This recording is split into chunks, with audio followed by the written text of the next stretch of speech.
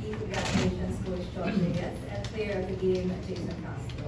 Coach John, after articulating how upset you were about the way you won last game, how did you see your men respond to your expectations for them on defense, especially in how you limited George King to a below his average 39 points per game? The good thing was after that last game we had a long break, and we used the break to really work on a lot of our mechanics, especially defensively. And then towards the last couple of days, last several days, we focused in on how to stop George King. We all know his ability from the 4-point line, so we really made it a point. We were very intentional in guarding the 4-point line against George. So, gotta give a lot of credit to Glenn and Paul Varilla, Glenn Kubutin and Paul Varilla, who did the majority of the work on him. But everyone pitched in. We were switching a lot, and everyone was very mindful of the game plan, the defensive game plan. We also caught a break with Bearfield not playing, so that was, I thought that was huge for us. We are just happy that we're able to come up with a W. The only thing we talked about before the game, it's our team Christmas party tomorrow, so we said let's make sure we're happy in our Christmas parties. Ano, pag natalo tayo, lungkot natin bukas sa party natin. So, I guess now we're going to have a pretty happy Christmas party tomorrow. Thank you, Coach John. Jason, it's nice to see you back. Coming from that break, ano ba nakatulong sa'yo having more rest? Ano ang naging challenge mo sa sarili mo in your first game back this conference? Actually, to be honest, after ng finals, and then yun nga, haba ng pahinga ko, sobrang excited ako maglaro kanina. Kasi parang na-feel ko na out.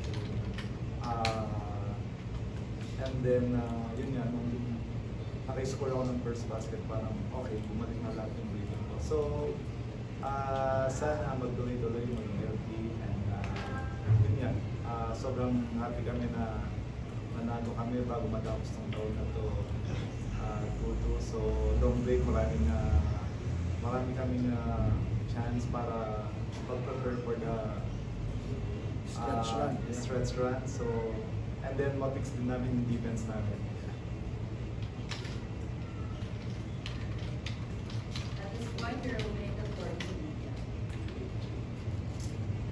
Congratulations. What's with 2 straight wins after 0 to start? Yung mo ba medyo after that slow start, nakakaano na kayo? Actually, when I saw the schedule, I thought sana maka 3-1 kami, but 2-2 is not bad.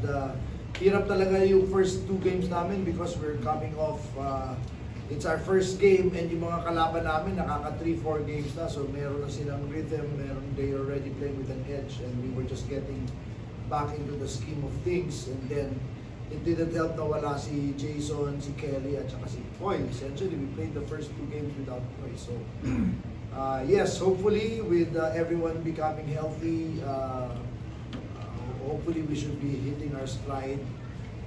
But there's a lot to learn kasi ibang ano and it's a challenge for our defense because now we have to defend against 7-footers all over the league, kaya mahirapan talaga kami. That's why we have to just double our efforts and figure out different ways to play defense.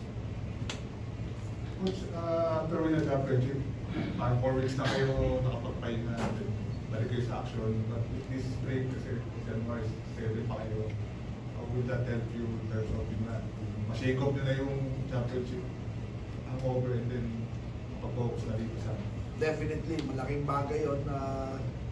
2 things for the rest and recovery, number 1, and number 2, to, like Jason said earlier, to work on the things that we need to work on. And a lot of that is just really fundamental work, mechanics, and just getting back to the brass tacks of what we want to do, because ganun talaga this sport is that way. You have to continue working on those fundamentals and the basics, because that is the foundation of our execution. Good. Coach, yung decision to play Jason, was it si Jason na ba nagsabi or was it kayo or Um, decision process? A lot of it is dictated by himself. For those who don't know, Jason basically played the last 2 games of the finals injured on one leg. So pinilit lang talaga niya, and then we did not want to force it. So we were tinatanong lang namin sa kanya. We knew we won't have him for the first 2 games. And then day-to-day siya after that. But now, because of the long break, siya nang hindi ko nagsabi, nakapahinga. And not only pahinga, but nakabalik siya in practicing full contact practice. So yun yung malaking bagay. What's the point? We have to know, we'll only know now. But again, buti na lang, meron kaming mahabang break for that to recover. Even Ronde, if you notice, he wasn't 100% today.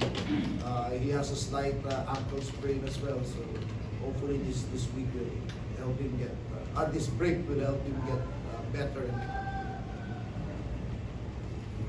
Coach, si Eddie Bag ay January makakalaro na. Yeah, ang usapan namin, he should be back before the end of the year. So we fully expect us to be at full strength by 2025.